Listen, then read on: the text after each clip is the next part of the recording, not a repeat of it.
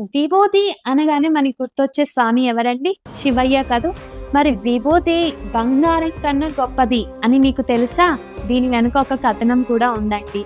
పార్వతీదేవికి విహారానికి వెళ్ళడానికి ఒకసారి తాము ధరించడానికి బంగారం లేదని చెప్పేసి శివుడి దగ్గరికి వెళ్తారంట.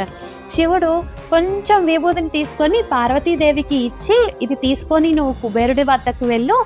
దీనికి ఎంత బంగారం వస్తుందో ఆ బంగారం నీవు తీసుకొని ధరించు" అని చెప్పి అంటారంట. సరే అని పార్వతీదేవి కుబేరుడి వద్దకు వెళ్ళి ఆ విభూతిని ఇస్తారంట. కుబేరుల వారు దాన్ని బ్యాలెన్స్‌లో వేసి ఒక పక్క విభూతిని, ఇంకో పక్క తమ దగ్గర ఉన్న బంగారాన్ని వేస్తూ ఉంటారంట.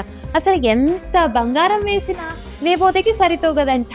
వేస్తూనే ఉంటారంట. ఇది మాత్రం సరితూగట్లేదంట. ఇద్దరూ ఆశ్చర్యపోతారంట. కుబేరుల వారి దగ్గరున్న బంగారం మొత్తం అయిపోయిందంట. కానీ విభూతికి సరితూగలేదంట. కుబేరుల వారు ఆశ్చర్యపోయారు.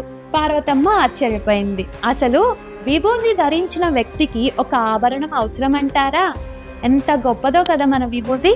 ఓం నమః శివాయ.